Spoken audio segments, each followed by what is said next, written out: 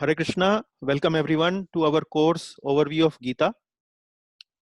This is our 45th class actually. I have forgotten to update the number. This is the 45th class. This is based on chapter number 13. The title is Nature, the Enjoyer and the Consciousness. We will start as usual with our Mangalacharan prayers. Om Ajnanatimirandhasya Jnananjana Shalakaya Chakshurunmilitam Yena Tasmai Shri Gurave Namaha. Shri Chaitanya मनोभीष्टं स्थापितं येन भूतले स्वयं रूप कदा मह्यं ददाति स्वपदान्तिकं वन्देऽहं श्रीगुरो श्रीयुतापदकमलं श्रीगुरून् वैष्णवांश्च श्रीरूपं साग्रजातं सहगण रघुनाथान्वितं तं सजीवं साद्वैतं सावधूतं परिजनसहितं कृष्णचैतन्यदेवं श्रीराधा कृष्णपादान् सहगण ललिता श्रीविशाखान्वितांश्च हे कृष्ण करुणा सिंधो दीनबंधो जगत्पते गोपेश गोपिका कांत राधा कांत नमोस्तुते तप्त कांचन गौरांगी श्रीराधे वृंदावनेश्वरी वृषभानुसुते देवी प्रणमामि हरिप्रिये वाञ्छाकल्पतरुभ्यश्च कृपा सिन्धुभ्य एव च पतितानां पावनेभ्यो वैष्णवेभ्यो नमो नमः। जय श्री कृष्ण चैतन्य प्रभु नित्यानंद श्री अद्वैत गदाधर श्रीवासादि गौर भक्त वृंदा हरे Krishna Krishna Krishna Hare Hare Hare Ram Ram Ram Hare Hare. Yeah, so this is the overview chart. We discussed this overview chart for chapter number 13 last time. We have covered till 13.8 and 12, 13.8 till 12. So today we will be starting with 13.13 and we'll cover till 13.19. So let me, okay, this was the sutra word for chapter 13. I discussed this in the previous class also, so we'll not repeat that. Quickly, maybe I can share it.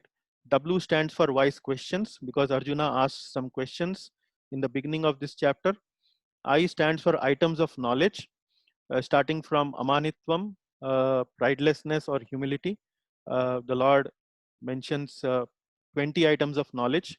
This stands for I. S stands for soul and super soul. This is the topic that we are going to discuss today, which is from 13th till 19th. And stands for enjoyer, 22, 35, which we will cover maybe in 2 classes, maybe from the next class. Yeah. So till then, maybe let us do our little revision. This time we will do revision. I have made one slide for revision, and we will use that slide for revision because this is a very technical chapter. It's a Gyan Yoga section of the Bhagavad Gita, which is the last 6 chapters stands for the Gyan Yoga section, and it is bound to be technical. And we will today discuss also the reasons why it is very technical and little bit about Gyan Yoga also. But first of all, let us recap the previous class, and if you have been able to understand this much or these 9-10 bullets that I'm going to display in this slide, I think we are in a good shape as far as the understanding of the chapter is concerned. There are several details that are covered in Srila Prabhupada's purport. Even if at the moment we are not able to understand those details, I think it's not that so important at the moment. So uh, this chapter starts with Arjuna's asking 6 questions and about Prakriti, Purusha, Kshetra, Kshetragya, Jnanam and Gyayam. Prakriti means material nature. Purusha means enjoyer. Kshetra means field of activity. In other words, it is known as body. Kshetragya means knower of the kshetra or knower of the field of activities. Jnanam means knowledge. Knowledge about who? Knowledge about kshetra, kshetragya. And Gyayam means the object of knowledge. So that is the 6th question that Arjuna asks from Krishna in the beginning of this chapter. Krishna starts to reply. Krishna mentions Kshetra is the body, Kshetragya is the knower of the body. Then the Lord says, there is not no, no there are two Kshetragyas, not one, but two Kshetragyas in a body. One Kshetragya is a soul, which is the Jivatma, and the second Kshetragya is Krishna himself. And today in the class, we will discuss detail about both these Kshetragyas. The fourth bullet says, what is the difference between the two Kshetragyas? The soul knows only about its own body. However, Lord knows about all the bodies. Sarv Kshetragya, that's what he mentions in the verse. This is the verse number 13.3. Sarva Kshetreshu Bharata. That's what he says. Then Jnana means knowledge about soul and super soul. So what is Jnana? It is about the knowledge about the two Kshetragyas, the soul and the Lord. Then he talks about the composition of the body, because he's going to tell about the Kshetra. So he first of all explains what is Kshetra, and he mentions 24 elements starting from earth, water, fire, air, ether, and then he mentions about 5 knowledge acquiring senses, then 5 working senses, then 5 objects of senses, and like that he mentions total 24 items of knowledge, or 24 items which are the Kshetra is comprised of. And then he mentions about 7 changes or qualities or in the body, starting from there are like hatred, uh, uh, just a minute.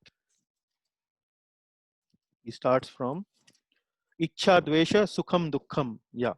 So these total on 7 elements he mentions, there are the changes in the body. And then he explains about how to develop this knowledge about the soul and the super soul or Krishna. So he says that the sadhaka or the practitioner needs to develop 20 qualities. So there are 20 qualities that he describes from verse number 8 till verse number 12. And he says that once you develop these qualities, you will be able to know the soul and the super soul, the Paramatma in the heart, or the Lord. And in these process of knowledge, or in these 20 qualities, in these 20 qualities, he mentions the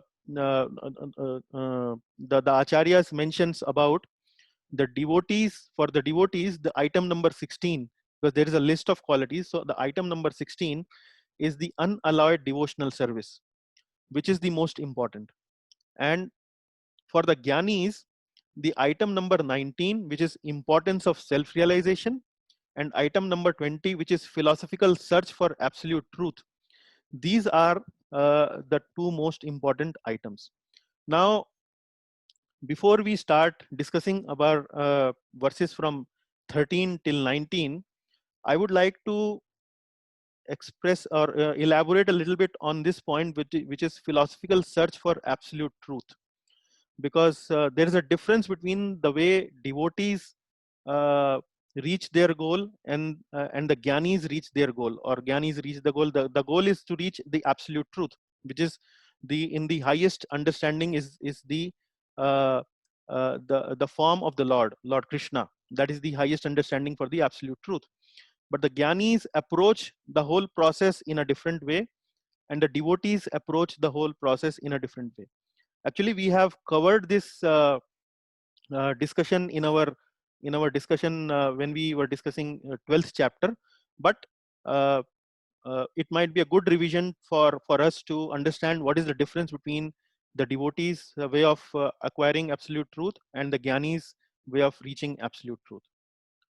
So, as I mentioned, we have discussed these 2 differences in the beginning of the 12th chapter, but I am once again repeating those learnings and understanding that we discussed in the beginning of the 12th chapter, just to make the discussion to follow, that the discussion we are going to do today a little bit more better,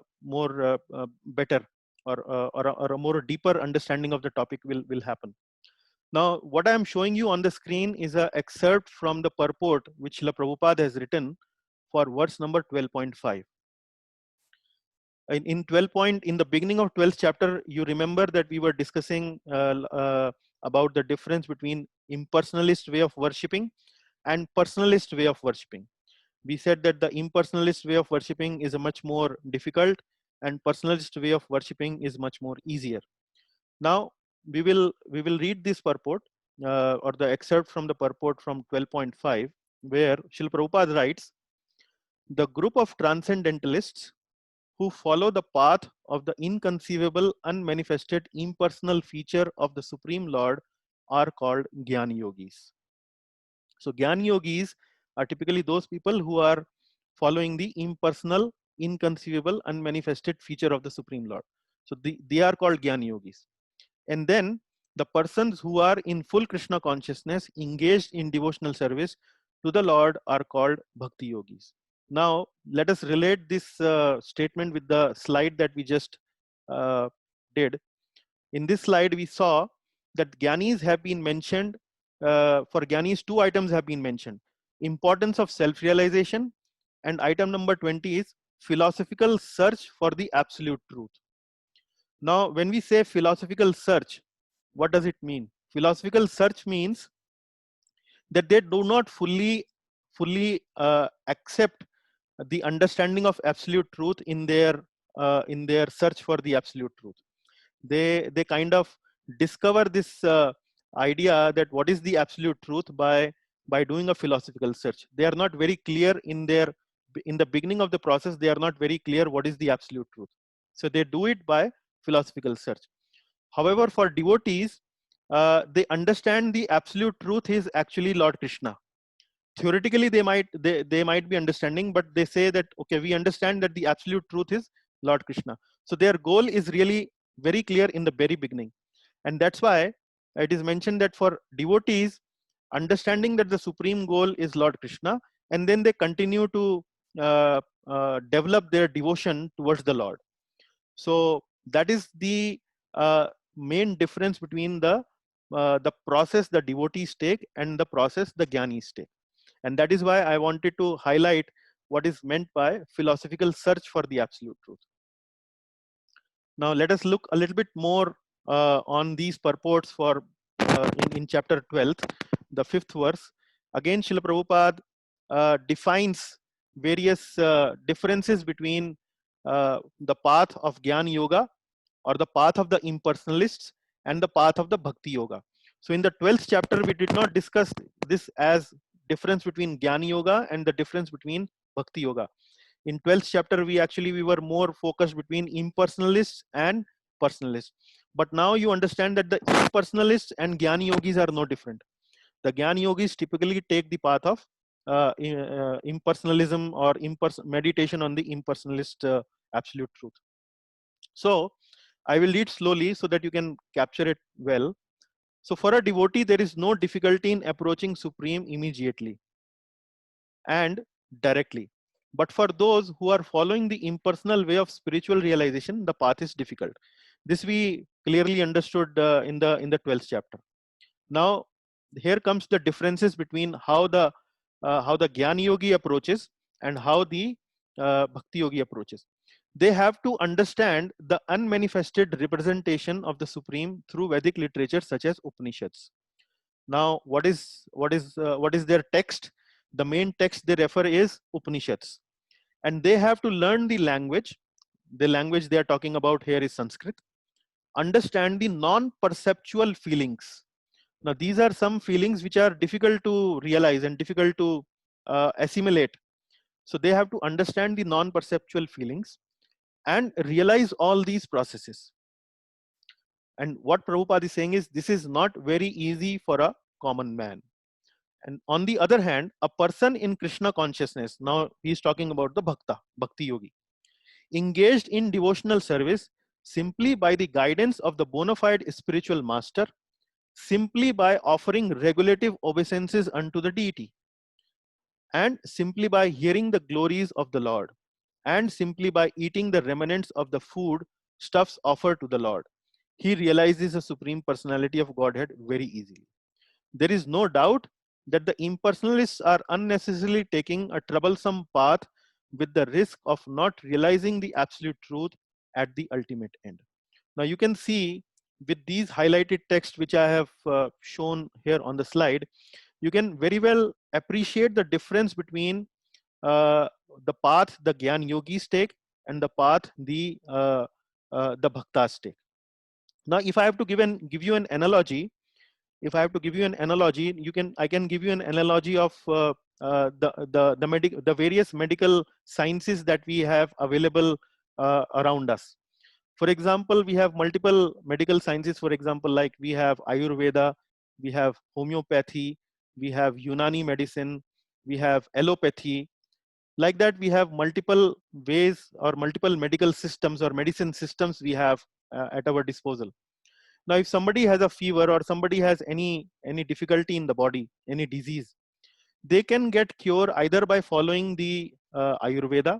They can also probably get cure by homeopathy or Unani medicine or maybe the allopathy medicine. However, the treatment in each of these processes, in each of these medical systems will be different. In Ayurveda, they might be using different kashayams, different oils. They might also be doing some yogasanas. They might be kind of abstaining from certain kind of foods and so on. Similarly, in allopathic medicine, people may be using some medicine, the English medicine that is available at the dispensaries around us, and maybe they might be going for surgery, they might be going for CT scan, X-rays, like that. Similarly, we can see that in the yoga system, there are multiple ways of getting cured of our impurities. Now, in the yoga system also, we try to treat ourselves, we try to cure ourselves. For example, we try to cure ourselves from lust, anger, greed, pride, envy, illusion. So these are the abnormalities covering our soul. So in the yoga system, we try to purify ourselves. Now the sadhaka or the practitioner can purify himself by using different yoga processes. So the Gyan yoga is one process and Bhakti yoga is another process. The objective is the same, to reach the supreme absolute truth by purifying our heart, but the practices of these yoga systems are very different. They are very different, and if you look at a Gyan yogi, he will look very different, and if you look at Bhakti yogi, he will look very different. The way he will be practicing yoga and the way the Gyan yogi will be practicing yoga. Now in the next slide, what I have tried to show you, or what I have tried to put here, is the contrast between the Gyan yogi as well as the Bhakti yogi. And I have made some bullet points that we just discussed in the previous slide. What does a Gyan yogi typically does and what a Bhakti yogi typically does. So for a Gyan yogi, the Gyana texts are the books that they refer is mainly the Upanishads. For Bhakti yogi, the books the Bhakti yogi refers is the Bhakti texts. They are Bhagavad Gita, Srimad Bhagavatam, Ramayana, and so on. Then Gyan yogis style of searching for absolute truth is they are actually searching for the root. For example, if there is a tree, the Gyan yogi is something like he's situated somewhere on the tree, but on the tree he's trying to find where is the root of the tree.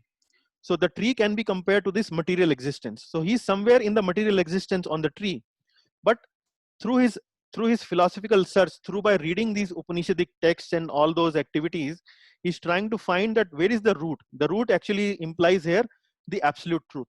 So he's trying to reach the absolute truth by searching the root. And how does he do that? He meditates on the impersonal feature of the Lord. Now here you can see the picture of a Gyan yogi who is trying to meditate on the impersonal feature of the Lord. And then he's trying to understand the non-perceptual feelings, like we read from Srila Prabhupada's purport. And we also understand that it is not a very easy process. However, the Gyan yogi meditates on the impersonal feature of the Lord. However, the Bhakti yogi is mainly interested in worshipping the personal form of the Lord. Now here you can see the Bhakti yogi is doing that worship here for the Lord Shri Krishna and Srimati Radharani. Here he's offering his worships. And his process is like watering the root. Watering the root means he knows that Krishna is actually the absolute truth. And by watering the root means he's offering his obeisances, he's offering the flowers, he's offering the food stuff to the Lord, and trying to develop that kind of a loving relationship with the Lord. That is called watering the root. Here he's searching the root. He's not clear still, but here he knows Krishna is absolute truth. He may know it theoretically. He may not have that full conviction of a pure devotee, but he is actually trying to develop that loving relationship by watering the root, which is actually the process of bhakti yoga. And his main activities are shravanam, kirtanam, eat prasadam. Eat prasadam means whatever food you cook, you offer it to the Lord, and then you partake that prasad as your food stuff. So now his activity is understanding the non-perceptual feelings, philosophically understanding these texts. But what the bhakti yogi is doing, he's simply hearing the glories of the Lord. He's doing the kirtan, he's speaking about the Lord, he's eating prasad. So the ABCD that we have been discussing in our classes. And then it is easy for common man. Anyone likes any common man will like stories. So where what did Lord Krishna do, what how does it how his birth was happened, and then different ways we can study, we can listen to these stories which are very pleasing to the heart. So it is very common for the very easy for the common man. So the idea is, because we are now in the Jnana section of Bhagavad Gita, you will see the way these texts are placed, and the way and the reason they are very technical in nature, because they are resembling the text which we see typically in Upanishads. So that is why they are difficult, they are not so easy, and they are a little bit technical, and that is why we have to go in these sections a little bit slowly, so that we can assimilate and understand the deeper essence of these texts. So that was the whole idea why I wanted to share you the background about the Jnana Yoga difference and the Bhakti Yoga difference, and relating with the purports that we have already studied. Okay, now with that background, I think it will be easier now for us to move into the next section, which is starting from 13th verse till and goes on till 19th verse. Let us look at this.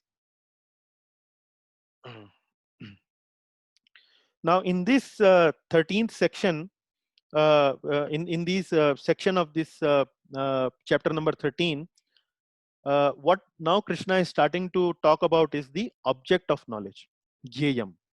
So Arjuna asked about Prakriti, Purusha, and then in the last two questions he asked about Jnanam and Jyayam. Kshetragya and Kshetra were the third and fourth, and then the Jnanam and Jyayam were the fifth and the sixth. So now he is starting to answer the sixth question of Arjuna, what is Jyayam. So in the 13th verse, he mentions that the one of the Jyayam is soul, the Atma, and he speaks this verse: Jyayam yat tat pravakshyami yajgyatva mratmashnute anadi mat param brahma na sattanna saduchyate. So the English translation goes like this: I shall now explain the knowable, knowing which you will taste the eternal. Brahman, the spirit, beginningless and subordinate to me, lies beyond the cause and effect of this material world. Now you would see that when I would read the translation for you, it will sound very technical, as I've been mentioning to you. So we will dissect this verse in 4 parts, and I have color coded all these parts as red, green, blue, and gray. And we will go by each and every line. What does it mean? So he's saying, Jyayam yat tat pravakshyami. So what does English translation says? I will now explain the knowable. Knowable means the Jyayam. What do you mean by Jyayam? And then what I have, the sub bullet that you see here on this slide is, we have already discovered about, or we have already Krishna has already spoken about the 24 elements, which is the Kshetra, about the body. He has already mentioned about the 24 elements, which is the composition of the body. But then the Gyan Yogi, what does the Gyan Yogi do? Gyan Yogi systematically studies these 24 elements. The Gyan Yogi systematically studies these 24 elements. And by his study and realization, he comes to this conclusion that these 24 elements are not very attractive. They are not really, there's nothing very enchanting about these 24 elements. And then he starts to develop this understanding that there must be some 25th element in existence. And then he starts understanding about what is this soul. And ultimately, once he understands about this soul, he then comes to the conclusion about that there must be some super soul. There must be some location, some place from where this soul has come. And that is the 26th element. That is the super soul. That is what the Gyayam, actually the Lord is now starting to explain to Arjuna. I will now explain you the knowable. And then in the green, it says, Yaj gyatvam amritam ashnute, knowing which you will taste the eternal. Here, eternal actually means liberation. Liberation in impersonalist terms can means mukti. And for the personalist, liberation would mean going to the heavenly planets, Vaikuntha planets, or like Golok Vrindavan. That is what the liberation would mean for a personalist. So here Lord is saying that if once you understand about the Gyayam, now what are the Gyayam? Gyayam actually is soul and the super soul. However, in this verse, the Lord is actually first of all referring to the soul, knowing which you will taste the eternal. So what the Lord is saying is, once you understand about the soul and the super soul, you will become eligible for attaining liberation. You will become eternal. That's what it means. Yaj gyatva amritam. Amritam means there is no death. There is no coming back to this mortal world. So amritam ashnute. Ashnute means taste. So that's what knowing which you will taste the eternal. That is the liberation. And then what is the quality of this Gyayam, which is soul, which is the Lord is describing here? It is Anadi. Mat Param Brahma. Anadi means beginningless. As we have been studying in second chapter of Bhagavad Gita, where Lord says it is Ajanma, Anadi, and so on. Many attributes we have studied in second chapter. So he's saying that the soul, it is beginningless. And then it says it is Mat Param Brahma. Mat Param Brahma. Mat Param means it is actually subordinate to me. And that's where the Lord actually is, when he says it is subordinate to me, the meaning is it is a spirit soul. And then he says in the fourth line, na sat tan na sat uchyata. Na sat tan na asad uchyata. So sat and asad. Sat and asad is also means eternal and temporary. However, here Srila Prabhupada is translating about this soul is, it is actually beyond cause and effect. Beyond cause and effect. Now this is something, this last line is a little technical in nature to understand, but I will try to make an attempt to make you understand this. Now in this world, whatever we see around us, there is a cause and effect. For example, uh, uh, the living entity comes from his parents. When a man and woman unites, the result is a child is born. So what is the cause for the child? The cause for the child is the parents. Similarly, for the parents, what is the cause? Their parents. And then as we continue to go on this chain, we find that there is a cause for every living entity, and there is a cause. And then ultimately, at the end of the chain, we will reach the ultimate cause from everything comes. Sarva Karan Karanam. Now, this ultimate cause is the absolute truth, the Lord Krishna. That is the absolute truth. Now, for the Lord, it is mentioned that there is Sarva Karan Karanam. So there is no cause for the Lord. So the Lord is beyond the cause and effect. And similarly, the same thing applies to the soul also. The soul is also beginningless, and there is no cause and effect. When we say that a child is born, actually the soul was existing already in the past, but now the new body has come. From where this new body has come? From the parents. So that is why for the body there is cause and effect, But for the soul, there is no cause and effect because the soul is actually beginningless. So like that, we can understand that the first game is soul, knowing which we will taste the eternal, we will be eligible to get liberation. Uh, it is beginningless, it is subordinate to the Supreme Lord, and it is beyond cause and effect. Na sattan, na sad uchyata. And here the picture I have shown is actually the eternity of the soul, which passes uh, from all the kind of bodies that it goes through, and it continues for eternity. It doesn't stop. It doesn't stop. Yeah. Now let us go for the next verse, the 14th verse. 14th verse, the qualities of super soul as all pervading Lord has been described. I will read the verse. Sarvatah pani padam tat sarvatokshi kshiro mukham sarvata shruti malloke sarvam avratya tishtati. What does it each line means? Each line, let us go one by one. Sarvatah pani padam tat. What it says? Pani means hands. So you might have received some marriage invitation where generally it is known as Pani Grahan Sanskar. So the Pani actually means accepting the hand of the lady. So that is what the word Pani means. Pani means hands. Then Padam means legs. So one of the qualities of the super soul that has been described in this line is everywhere are his hands and legs. And then the second line says Sarvato Kshi Shiro Mukham. Akshi means eyes. Shiro means head, and Mukham means face. So here the second line says everywhere are his eyes, heads, and face. Then the third line says Sarvada Shrutim Malloke, where he says everywhere are his ears. And then the last line is something like all compassing, all pervading. It says Sarvam Avratya Tishtati, Sarvatyam Avratya Tishtati. What it means is he pervades everything. So this is the description of Paramatma feature of the absolute truth. Paramatma feature means, now we have been discussing in our previous classes that there are three levels of understanding of absolute truth. The first level or the basic level of understanding of the absolute truth is Brahman. Brahman means Brahma Jyoti.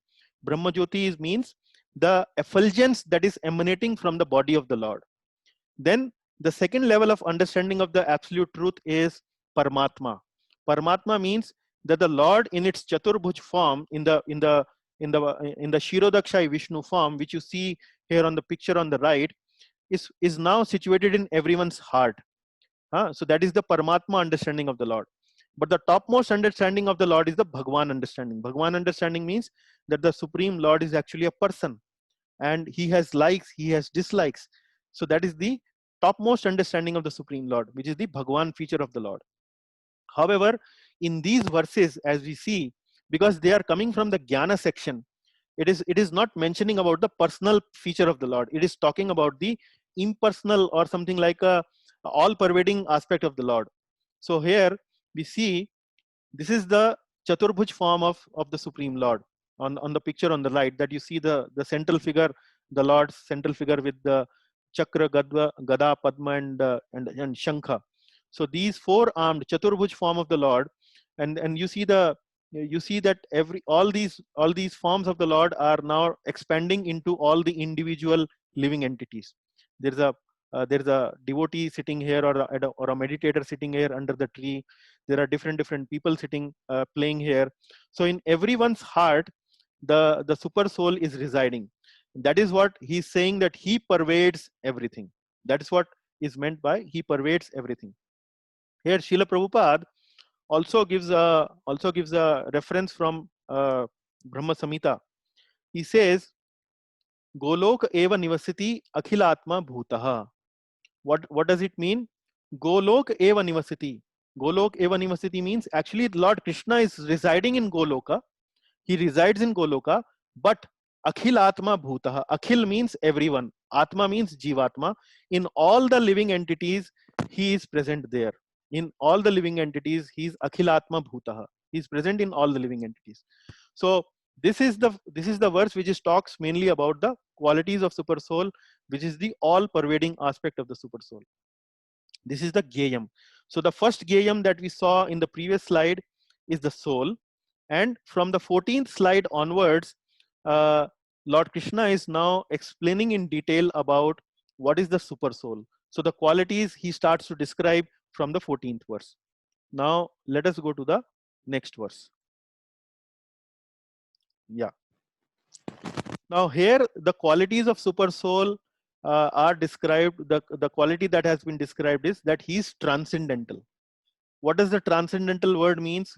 If you recall, when we were studying 4th chapter way back maybe several months ago, we had organized a quiz. In that quiz, we had asked you a question about what do you mean by the word transcendental? And there were several options, and maybe I will repeat the word. Transcendental actually means not belonging to this material world, beyond this material world. That is something called as transcendental. So that is the quality of the super soul that has been described in this particular verse. And the verse goes like this: Sarvendriya gunabhasam Sarvendriya vivarjitam Asaktam sarva bhrichaiva Nirgunam gunabhoktracha. What does it mean? The English translation says, the super soul is the original source of all senses, yet he is without senses. He is unattached, although he is the maintainer of living beings. He transcends the modes of nature, and at the same time, he is the master of all the modes of material nature.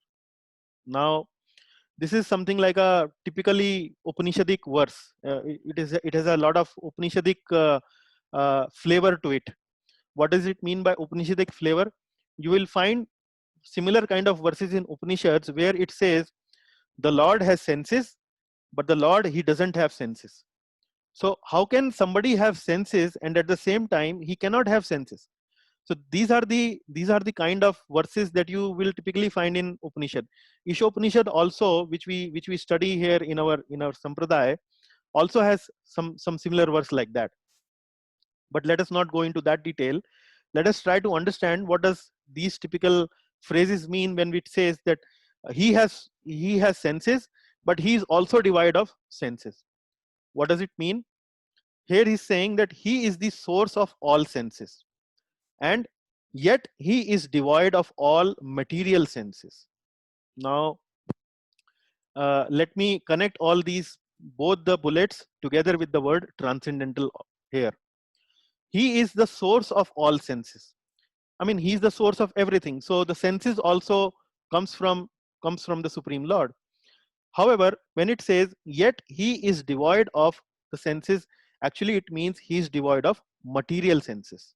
Material senses means, now let me explain that. And let me take an example of a near-death experience. From that, maybe I can try to explain you. Now, while we were reading this second chapter, we were reading about the soul, the existence of soul, and so on. We understood that the soul is different from body, and then as a evidence for existence of soul, we gave you this example of near-death experience. Now, what is this near-death experience?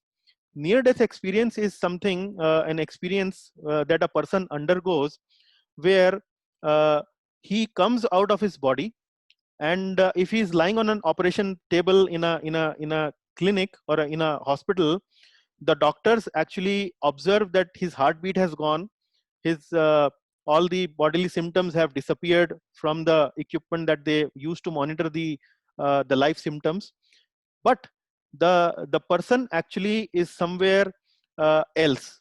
He is out of body. Sometimes this person actually also observes its body from the top and sees that what these doctors are doing, and when the person actually comes back into its body, he is able to explain to the doctors what they were talking, what the instruments they were using, and all kind of very minute details he is able to give.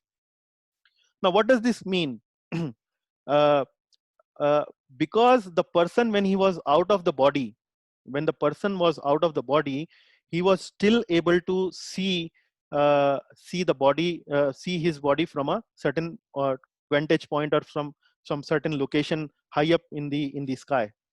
So what does this mean is that even when the consciousness has left the body, the consciousness has senses. So there is a difference between spiritual senses and there is a difference between material senses. Material senses are the eyes or the nose or the ears that we physically can touch. These are material senses. But the spiritual senses are the senses that are actually coming from the soul, from the Atma. That is what actually means uh, when the Supreme Lord, when it is talking about here the super soul, that is what it means, that the Lord is the source of all senses. As we understand that the Lord body is fully spiritual, but that doesn't mean that the Lord doesn't have senses. The Lord can also see, the Lord can also hear, the Lord can also smell. However, the senses of the Lord are not like the physical senses like we have. We have, our senses are made up of earth, water, fire, air, ether. They are physical senses. But the Lord's senses are spiritual senses. So when it says the Lord is the source of all senses, we understand that the Lord is having the senses, the spiritual senses, but he is devoid of all senses. That means he doesn't have the material senses. That is what it means, that he is beyond this, but beyond this existence, because in this existence we see that the senses are material in nature. That is what it means, that the Lord is transcendental. This is the quality of the super soul. Similarly, and the near death experience example that I was giving to you, actually when this near death experiences, the examples or the cases were discussed for certain people who were blind. These people were actually blind because their path of vision from the eyes to the brain, actually it was damaged beyond repair. And when that path of vision was actually irreparable, when these people who were blind, they went to this near death experience, they were able to see. What does this mean? That the soul, the power of seeing actually comes from the soul, from the consciousness. That is where the actually the power of vision comes. And if that vision is obstructed because of some physical damage in the body, that vision is obstructed. The soul cannot route its vision to the eyes, and hence the eyes cannot see around or hear or smell or whatever. So that is what means, the difference between that he is the source of all senses, yet he is devoid of senses. Sarv Indriya Vivarjitam. Vivarjitam means devoid. Similarly, we can understand that he is unattached, though he is the maintainer of all. And we understood this in the previous classes also by the example of king. A king manages the whole kingdom only through his powers. He doesn't have to go through office, personally open the door, personally pass, write signature and touch or come into contact with these offices infrastructure. So that what it means is that the king actually can sit in its office in the capital state, and then from there through his powers he can actually maintain everything in the kingdom. That is why he can remain untouched with the material nature. Like that, the Lord can actually manage the whole material nature through his energies, yet he can remain untouched through all these material energies. That is what it means, that he's asaktam sarva bhritchaiva. He doesn't come in contact, he remains unattached, but still he's sarva bhritchaiva. He maintains everything. And the last point is nirgunam guna bhoktracha. Nirgunam guna bhoktracha. Nirguna. Guna, as we have studied in one of our classes, is the modes of material nature. Modes of material nature are sattva, rajas, and tamas. So here what it is saying is that he is the master of the modes, yet transcendental to them. Transcendental mean he doesn't come in contact with the modes. However, on the other hand, the soul, the Jivatma actually comes in contact with the modes. How? Because the Jivatma is entrapped in the body. And what is this body? This body is made up of Rajas, Tamas, and Sattva. This body is made up of all the material modes. So the soul comes in contact with the modes. However, the Supreme Lord doesn't come in the contact of the modes.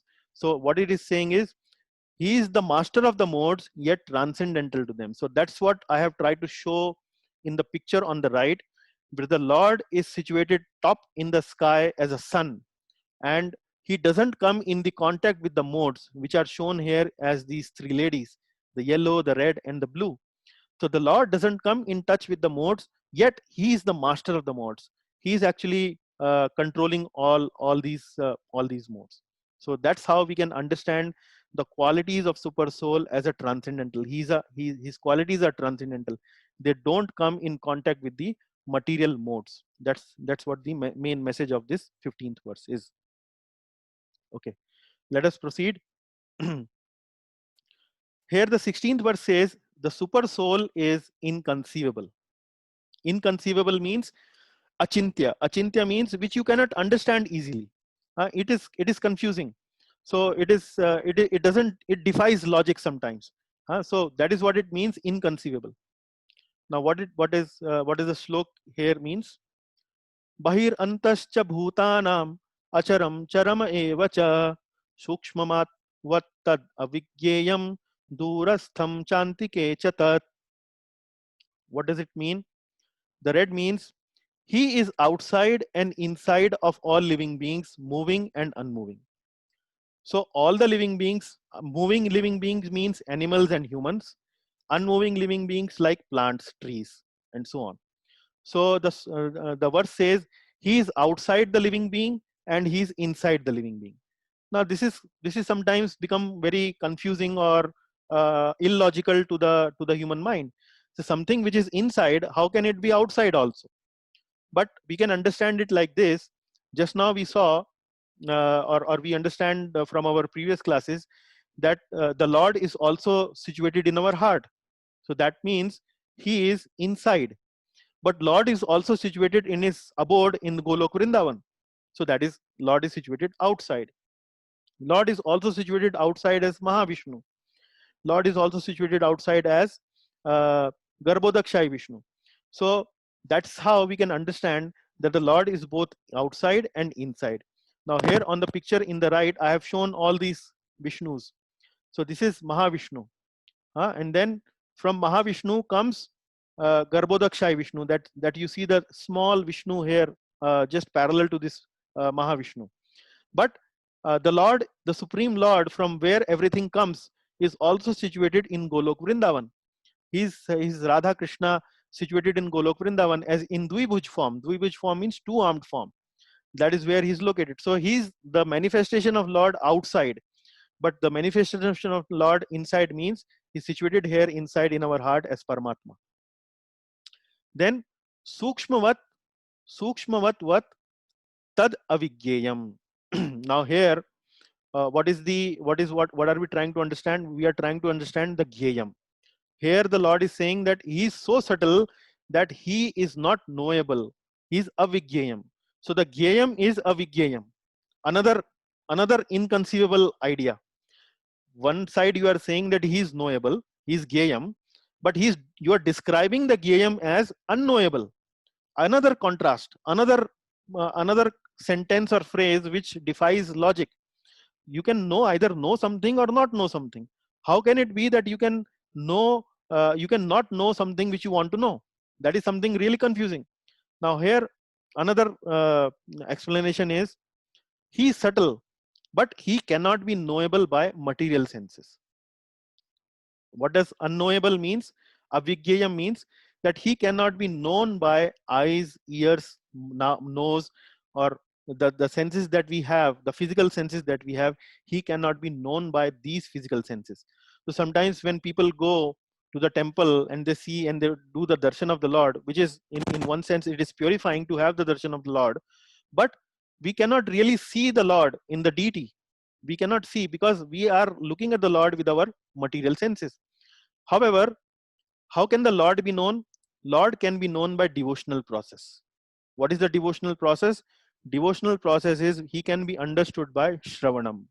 Shravanam means hearing the glories of the Lord.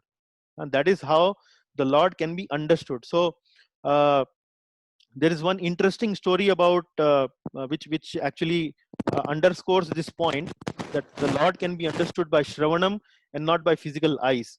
So there is one very interesting story that comes from the life of Srila Prabhupada, our founder Acharya. And what the story goes is, Once Srila Prabhupada was attending a lecture of his Guru Maharaj, whose name is Bhakti Siddhant Saraswati Thakur, which I have acronymed here, Bhakti Siddhant Saraswati Thakur. So he was sitting in a class of Bhakti Siddhant Saraswati Thakur, and some of the disciples of Bhakti Siddhant Maharaj uh, took a break from the lecture. And where did they go? Because the lecture was happening in a temple, there were the deities, the darshan of the deities were opened. And the disciples of Bhakti Siddhant Maharaj actually took the break from the lecture. The lecture was continuing, Maharaj was still speaking, but they just got up and went to the temple room, had the darshan of the deities, and then they come back and sat in the lecture. So Bhakti Siddhant Maharaj stopped lecturing when they came back, and he asked the disciples, where did you go? The disciples said that we went to the temple hall to have the darshan of the deities. And then Bhakti Siddhant Maharaj then mentioned, you saw nothing.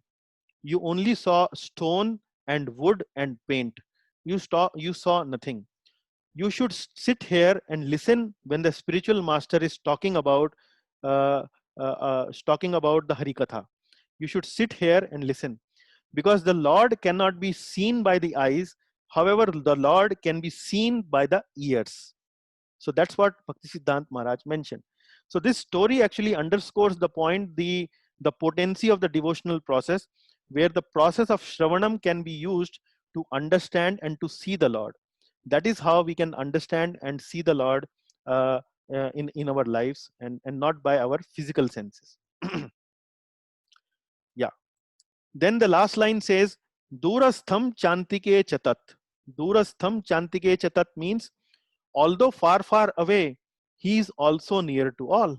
Another contradiction, another inconceivable statement. Something which is very far, how can it be near? But the Acharya's explanation is that for non-devotees, the Lord is very far. But for devotees, he's actually always present in their heart. So that is how that these inconceivable ideas about the super soul has been reconciled by these explanation.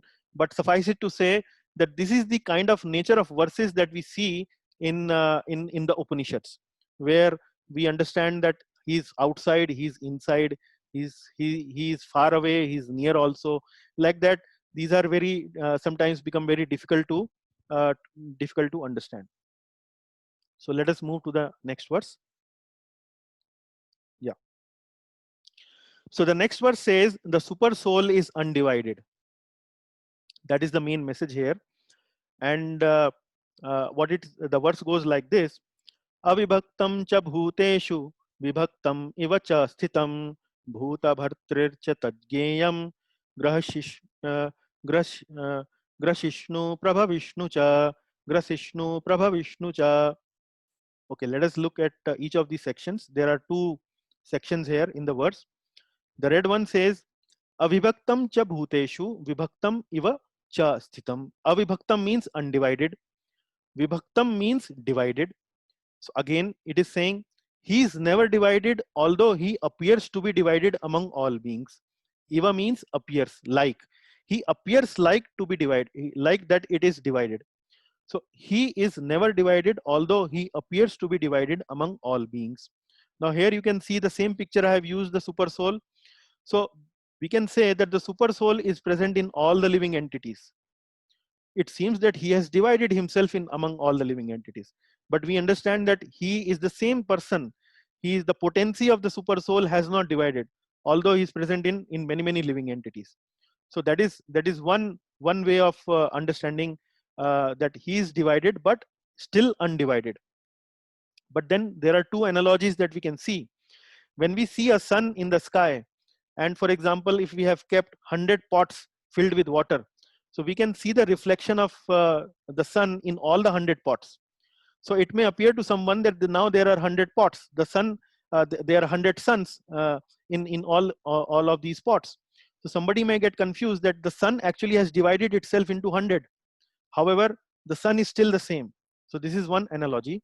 Again, another analogy that has been given in the Upanishads is, or the Vedas are, say if I'm seeing a sun based in India, but I'm calling to someone in America and I'm asking that person, do you also see the sun? He says that yes, I'm also able to see the sun. Now to someone it may appear that I can also see the sun from here. The person from America can also see the sun from there. Is it the same sun? So it may appear divided, but from our broader understanding, we understand that actually it is the same sun. So this is how we can reconcile this statement that it is avibhaktam and he is avibhaktam. He is never divided and he appears to be divided. That's how we can reconcile that. Then the last line is Bhuta bhartrircha tajgyeyam grasishnu prabha vishnu cha. And the last line says that he is actually the maintainer of all beings, he is the destroyer of all beings, and he is the creator of all beings. Bhuta bhartrir means maintainer. So maintainer, he provides us the air, he provides us the oxygen to breathe, he provides us the sunlight. So he's the maintainer, he's maintaining all these, he's providing all these facilities. So like that, he's the maintainer. Then Grasishnu, Prabha Vishnu. Grasishnu means devouring. Prabha Vishnu means creating or developing. So Grasishnu means he's devouring. That means at the time of annihilation, when everything is annihilated, the living entity and the material nature actually goes back into the body of Mahavishnu. So he's the destroyer. And then Prabha Vishnu means at the time of creation, he actually creates all these material universes, and the same living entity which got absorbed in the body of Mahavishnu, they come out from the body of Mahavishnu and the creation takes place, the same living entities. So this is what he's saying, that he's the maintainer of all beings, he's the destroyer, and he is the creator. So let us move to the next verse. Another quality of super soul, he says, is super soul is the source of all knowledge. The verse goes like this: Jyotisham api tajyotis tamasa parama uchyate jnanam gyeyam jnanagamyam hridi sarvasya vishtitam. So the first line says, he is the source of light of all luminous objects. So we see various luminous objects around us. For example, we see sun, we see stars. So they are all luminous objects. So what the Lord is saying here is that the super soul is actually the source of all light. So what does it mean? From where the sun is getting its light? The sun is getting its light from the Lord. That's what it means. And then tamasa parama uchyate, and he is beyond darkness of matter, because the Supreme Lord is all effulgent. How can darkness be there around the Lord? So he is beyond darkness of all matter. Then here the third line is, or the first part of the second line here means jnanam gyeyam jnanagamyam. So I have divided jnana as one bullet, gyeyam as second bullet, and jnanagamyam as the third bullet. So jnanam means he is knowledge. So the knowledge that we get in our heart, which help us to understand the Lord, is the Supreme Lord himself. That knowledge actually comes from the Supreme Lord himself. So what it means here is that this knowledge is revealed to us via intelligence.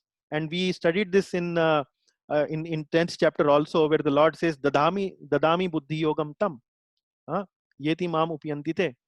By this knowledge which I give you through the heart, actually you come back to me. Then he is the object of knowledge. He is the object of knowledge means that we need to have the mature understanding. He is the object of knowledge means that the use of this knowledge is to what? To understand the Supreme Lord. So that is the purpose of this knowledge. So he is our object of knowledge, and the Supreme Lord can be understood as Brahman, can be understood as Paramatma, and can be understood as Bhagavan. So in the most mature understanding, this object of knowledge is understood to have form and qualities, like the Lord, the Sham Sundar form of the Lord. So that is the most mature understanding of the Jeyam. And the third bullet is he is obtained by the process of knowledge, and that we already studied in verse number 8 to 12, how this Jnana Gamyam, how you can understand or how you can reach the Lord. What is the goal? How you can reach the Lord? That we can reach the Lord is by the process of knowledge, and starting from amanitvam, adhambitvam, and so on. There are 20 qualities that are mentioned. And then the last part of the second line here is Hridi Sarvasya Vishthitam. So from this line, it is very clear in this section of the of 13th chapter that the Supreme Lord is actually talking about the Paramatma aspect of the Lord. He's not talking about the Jiva aspect. He's neither talking about the Brahman aspect. Brahman aspect is the all effulgent light emanating from the body of the Lord. So neither he's talking about Jiva, because the Jiva is not situated in everyone's heart. Jiva is situated only in one body. It's only located in the region of the heart of its own body, not in all the hearts. So it is very clear here, Hridi Sarvasya Vishthitam. So this verse clearly reveals the identity here, that we are not talking either about Jiva, not talking about Brahman, neither talking about Bhagavan. We are specifically talking about the Paramatma feature of the Lord, which is situated in everyone's heart. And here the picture I have shown here, where a yogi is meditating on the Paramatma feature, which is located in the heart of this yogi. Yeah. So we are about to finish this section of the 13th chapter. Only one verse is remaining. But now I would like to once again quote from the purport that another Acharya in our Sampradaya, Srila Baldev Vidyabhushan, has written in the purport of this 13.18 verse. What Srila Baldev Vidyabhushan is saying? He's saying, one should not say that the verses starting from verse number 14 refer to the Jiva, because that has been the topic before that. So we see that in the 13th verse, the soul was introduced. Mat Param Brahma. So here what Baldev Vidyabhushan is saying, that because that was the topic before the 14th verse, that is, he's referring to the 13th verse. The verses refer to the Supreme Lord. Now which verses? From 14th till 18th. He's saying that the verses are referring to the Supreme Lord, because the topic of this chapter is also the Lord as the knower of the field, like the Jiva. Everywhere are his hands and feet must refer to the Lord, because the same subjects refer only to the Lord in the Shvetashvatara and other Upanishads. So here Baldev Vidyabhushan is confirming that this kind of explanation about the Supreme Lord is also given in Upanishads, and he is mentioning a specific Upanishad, Shvetashvatar Upanishad. Is the same description is given, where it is mentioned that everywhere are his hands and feet, and other Upanishads also a similar description is coming there. And then he's saying this also follows the style of mixing topics, Jiva and Ishvara, commonly seen in the Upanishads. So he's once again trying to say that this is the way, this is the style that we see in the Upanishads. The Jiva is mentioned, the super soul or the Ishvara is also mentioned, and they mix these two topics. And that's how the main text of Upanishads are revealed to us, or are presented before us. So this is just to give you a little flavor of the way the Upanishadic texts are in nature. How the Upanishadic text read, they are really difficult to comprehend sometimes. And relating this particular thing to the initial discussion that we had, that the Jnana yogis typically follow this way of understanding the absolute truth. Okay. Coming to the last verse, here you can see the Lord, the main message is that only my devotees can understand the Gyayam. Now you might wonder, we are in the deep discussion where the Jnana section of the Bhagavad Gita we are discussing. And in the Jnana section, why the devotees are being mentioned. And not only being mentioned, the Lord is actually making a statement that whatever I have discussed about the Gyayam, only the devotees of Mai can understand clearly about the Gyayam. When it says clearly, actually it means the topmost understanding of the Lord, which is the Bhagavan realization of the Lord, the Supreme Lord, which is Lord Sri Krishna. So here इति क्षेत्रम तथा ज्ञानम ज्ञेयम चोक्तम समासतः मदभक्ता एतद विज्ञाय मदभावायो पपद्यते. The translation is, thus the field of activities kshetram, tatha jnanam the knowledge, jyayam the knowable, have been summarily described by me. Choktam samasatah. Samasatah means in summary. I have choktam means described. I have spoken about it in summary. Thus the field of activities kshetram, knowledge jnanam, and the knowable jyayam. I have described you summarily. In summary, I have described you. But then he says, Mad bhakta etad vigyaya. Only my devotees can understand. Mad bhavo yo papapadyate. And thus attain to my nature. Then they, and by understanding like that, they can actually come to my nature. They can really understand me. So here, deep in the Jnana section of Bhagavad Gita also, the idea is that the devotee or the jnani actually has to ultimately come to the process of the bhakti or bhakti yoga to fully and completely understand the super soul, or what it means is here is Lord Shri Krishna. So that is what this particular section actually deals with, and that is why we called, although this section as Gyan Yoga, this section of Bhagavad Gita's chapter number 13 is known as Jnana section, but still it has bhakti has been described as the ultimate understanding or the ultimate process that the sadhaka has to take to understand the supreme absolute truth. Now summarizing the whole chapter till so far, we have covered till verse number 19. Srila Prabhupada in his purport have summarized this chapter very nicely, and let us read. This is actually purport from 13.19. Now to summarize, one may understand that verse number 6 and 7 analyze the material elements and certain manifestation of the symptoms of life.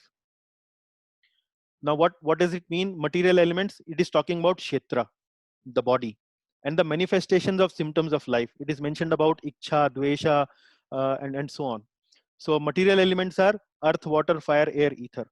So starting from verse number 6 and 7, the material elements have been described and the manifestations of the symptoms of life have been described. Then these combine to form the body or the field of activity. So this is something like describing about the kshetra, the body. And verse 8 through 12 describe the process of knowledge for understanding both types of knower of the field of activities, namely the soul and the super soul.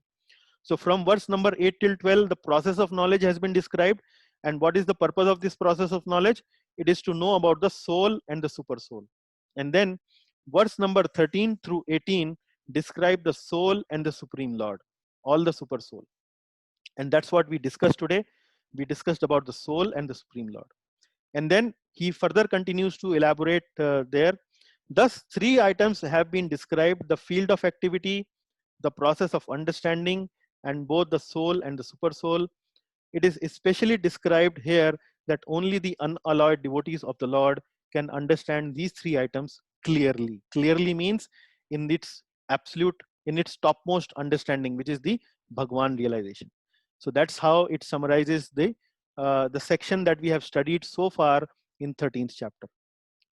As I've been mentioning, this is a difficult and a complicated subject. We have discussed the reasons why it is complicated, but I've tried my best to make it as lucid, as clear, as structured possible. Hope you are able to grasp it, you are able to understand it. And if you are able to understand it, I think this class, personally, it will give me a lot of satisfaction that it was properly delivered. So with that, we will put the class to rest. All glories to Srimad Bhagavad Gita. All glories to Srila Prabhupada. So now open for discussion, any takeaway points and comments. Thank you very much. Hare Krishna, Prabhu. Hare Krishna, Mataji. Hare Krishna. This soul to super soul, that I want to know little more. Jiva Okay. and Paramatma, you told, no, Prabhu? Yeah. That So what, I want to know. okay, what exactly is your doubt?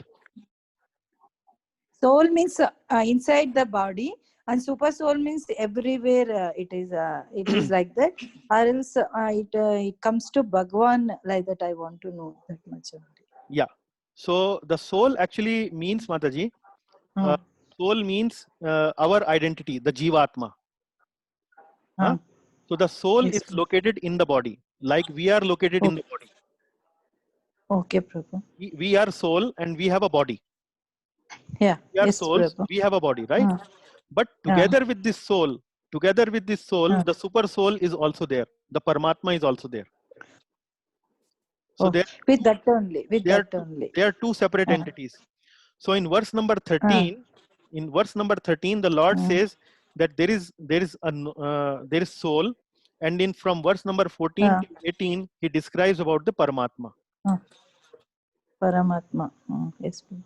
Okay. Yes, Prabhu. Okay, Mataji. Okay. Thank you. Okay. Hare Krishna, Prabhu. Hare Krishna, Mataji.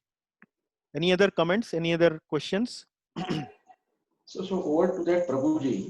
This when a person dies, so the soul takes the another body. Similarly, the super soul also will take the same body or another body. The super It soul will also pass on. The super soul accompanies the soul throughout his journey. Accompanies it. Throughout his journey till he goes back to the spiritual world. That's how closely he is located with us. Now I'll take you back to the initial slides. I'll take you back to the initial slides where you will see here. You see this picture, Prabhu? Yes. So what you see here on this picture is there are two birds. This bird is eating the fruit. And this bird is observing this bird. Yes. The second bird here on the right is observing this bird eating fruits. Now this bird which is eating fruit is Jivatma. The Jivatma is enjoying. They are having a good time. They are dancing, they are playing, they are doing all these activities in the world. And this is what it means is they are eating the fruits. They are enjoying. The fruits come from the material nature. The tree stands for material nature. Like you see the nature means the material nature which is like tree. On this tree, which is actually representative also of the body in one way, or the part of the body or a part of the material nature, this tree.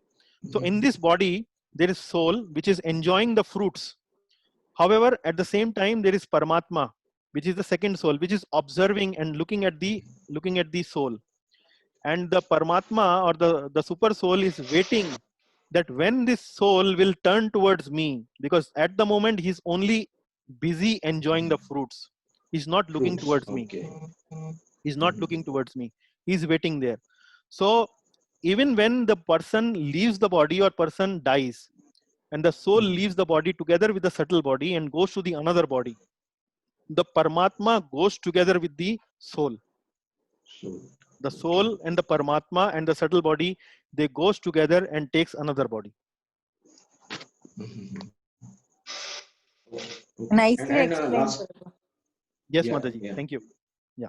Thank you. And last time you mentioned that the soul is located somewhere in the heart, correct? Some in the region near of the to heart. or Yeah. In the, and then super soul is also located somewhere there, or yeah. How is Yeah. super soul? Ishvara sarva bhutanam hriddeshe Arjuna tishtati. It is 15.15. Where the Lord says sarvasya chaham. No, not 15.15. Sorry. I think it's another one. Just give me a minute. I think it's 15th chapter, where maybe 15.28 or probably we'll search that. No problem. No problem. I will find it out. Yeah, in Gita it is mentioned. Ishvara sarva bhutanam hriddeshe Arjuna tishtati. Hriddeshe means region of the heart, in the same location. Okay. Yeah. Yeah. Thank you, Prabhu. Thank you. Hare Krishna. Yes. Any other questions or comments? Yeah, Prabhuji, you mentioned about the difference between Jnana yogis and Bhakti yogis. Does meditation have any place in Bhakti yoga? In the In Bhakti Yoga, does meditation have any weak place? For instance, you mentioned in Jnana Yogi, he pursues the meditation of the impersonal form.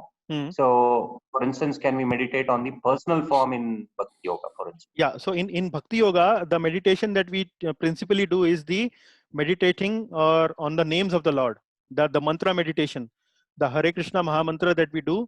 It's a sound, it's a transcendental sound, it's a divine sound. So what we do is we speak the sound, we speak from our mouth and we hear, and that's where we focus our attention.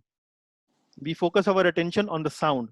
So that is the meditation for the Bhakti Yogi. For the Jnani Yogi, the meditation is the impersonal feature of the Lord. Yeah.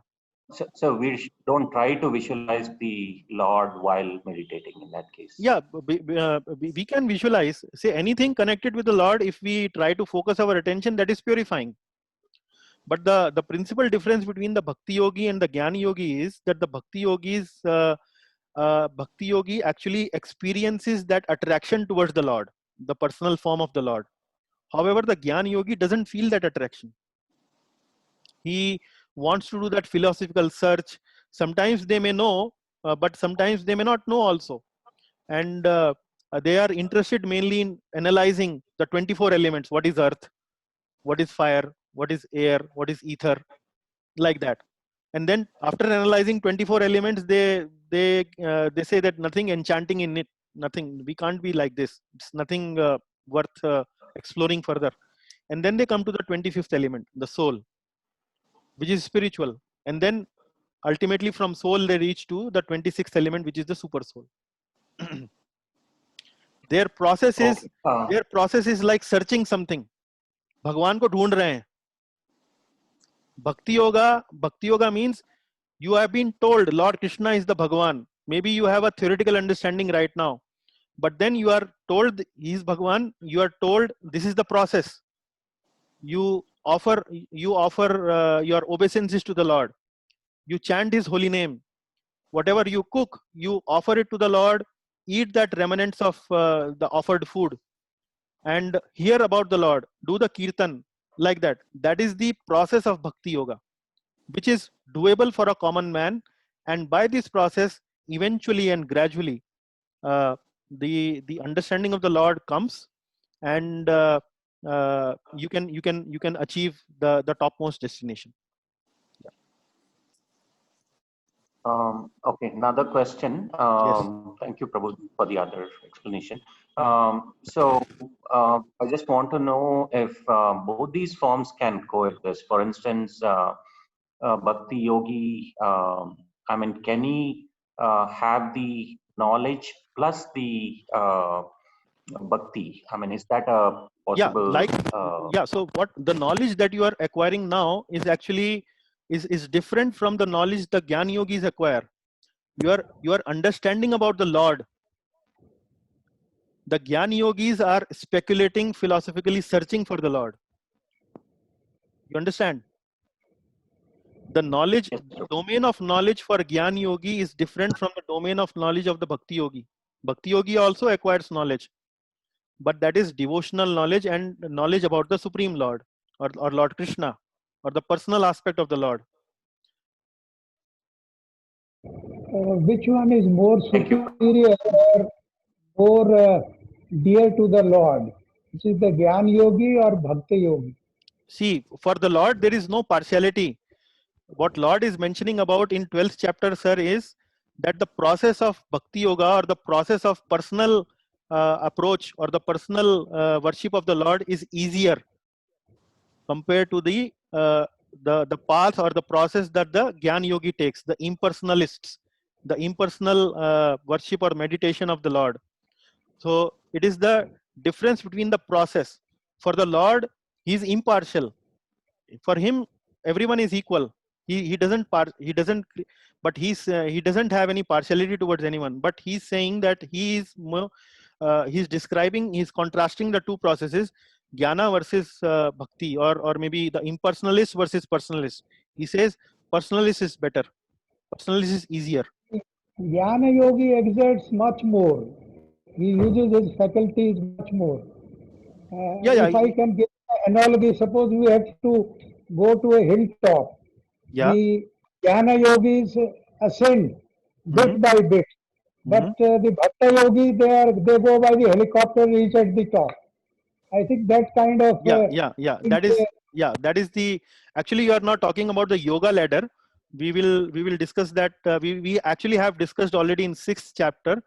So what you just describe is there is a ladder, something like as I was mentioning, giving you the analogy of the various medical fields, Ayurveda, homeopathy, and so on.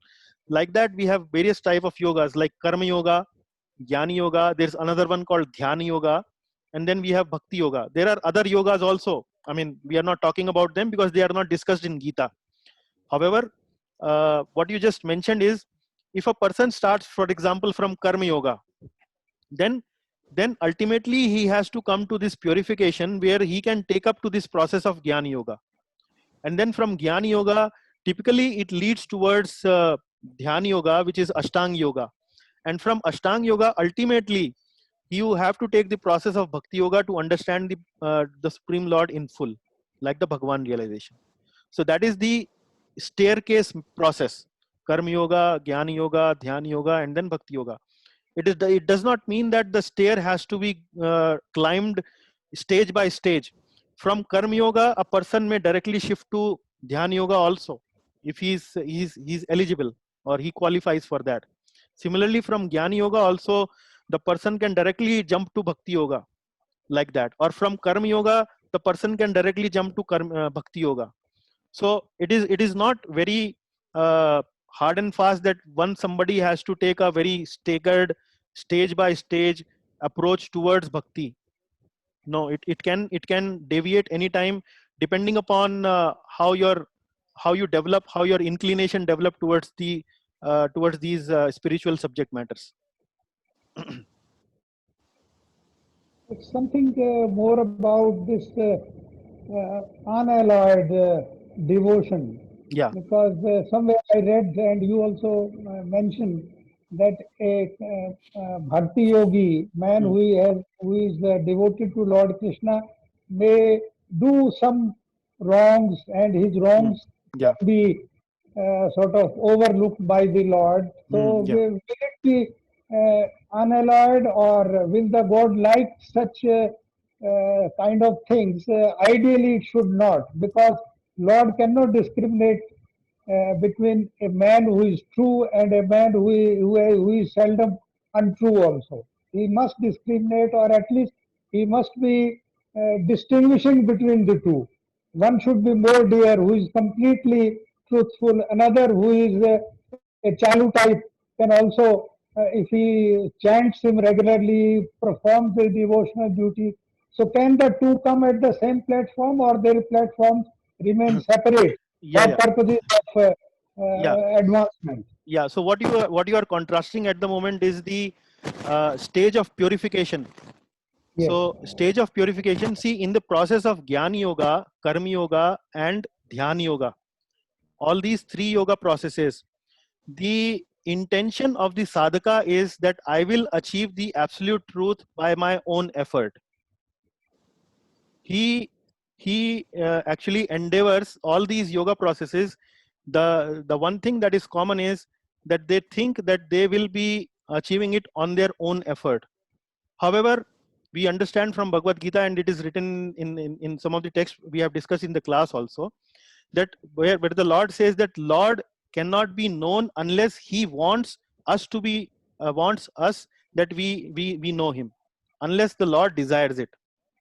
So in the bhakti yoga process, the bhakta actually surrenders to the Lord. He fully surrenders to the will of the Lord, and he says, and his mood is that unless and until you are merciful to me, I cannot come to you.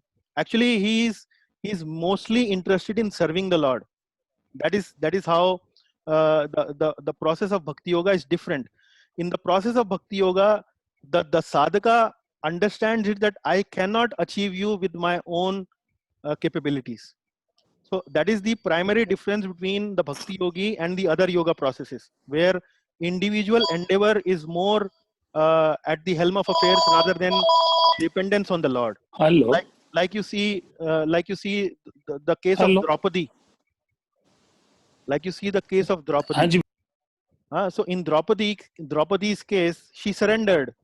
She completely surrendered that, please Lord, now you can only save me.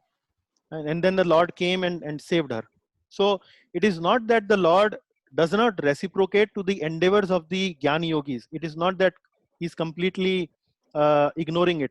However, the devotees, when we say he's actually responding to the devotee's call, he's actually reciprocating, because the devotee is looking for help from him and he's reciprocating. He's calling his name.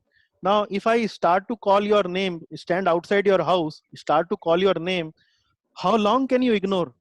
But there is another person who is trying to come to you, but he's thinking that he will come to you unless and until by his own endeavor. Now you will probably your attention to somebody who is trying to call your name every day, every second, your attention will go to that person much faster compared to the other one. That is something which we can understand. Although these spiritual subject matters cannot be understood really with some very simple explanation like that. So this is one part of your answer to your question. The second part is, if you compare from the perspective of purification of the two practitioners, it is possible that a Jnana Yogi may be more purified compared to a beginner Bhakti Yogi. A Bhakti Yogi may be at a less purified compared to the Jnana Yogi. Jnana Yogi, by his process of meditation, by a lot of hard work, he has actually achieved a lot of success in purifying himself from lust, anger, greed, envy, pride, illusion. The Bhakti Yogi may not have achieved that kind of purification. But here the point is, the process of Bhakti Yoga is actually so potent that the Lord says that don't worry. He actually has accepted the most potent process to come to me, and in the due course of time, he will certainly come to me. So don't ignore whatever shortcomings you might see at the moment in this person, because the process of Bhakti Yoga will make sure that all these anarthas will go away in due course of time. That is certainly going to happen. That is what he is trying to say here. And that probably the understanding of this concept can come to you or can come to other participants when we actually start doing this process, when we start reading more about the Bhakti Yoga process and so on. At the moment, it might seem a little bit more humble way of reaching. Sorry? More humble way of reaching to the God. Humbler. It's actually a yoga of love, developing love for the Lord. Yeah. Yes. Developing love for the Lord. The Bhakti Yogi cannot live without the Lord at a certain point of time. At a certain stage, he cannot live without the Lord. And the Lord likes it. Lord appreciates it. Yeah. Hare Krishna. Hare Krishna, Tauji, yeah. Please. Vasudev सुतं देवं कंसचानूरमर्दनं देवकी परमानंदं कृष्णं वंदे जगद्गुरुं. आपकी आज्ञा हो तो मैं कुछ बोलूं? Please, sir. सभी भक्तों के बहुत अच्छे, सभी अटेंडेंट्स के बहुत अच्छे क्वेश्चन थे, पर अभी तक ये दुविधा में है, क्योंकि कुछ मन से सोचते हैं, कुछ दिल से सोचते हैं. मन से 2 और 2 4 ही होता है, बुद्धि से 2 और 2 4 होता है, और हृदय से 2 और 2 5 भी हो सकता है, 3 भी हो सकता है. हमको दोनों को यूज करना है. वो तभी हो सकता है जो डिवोशनल होंगे तो, और उसके लिए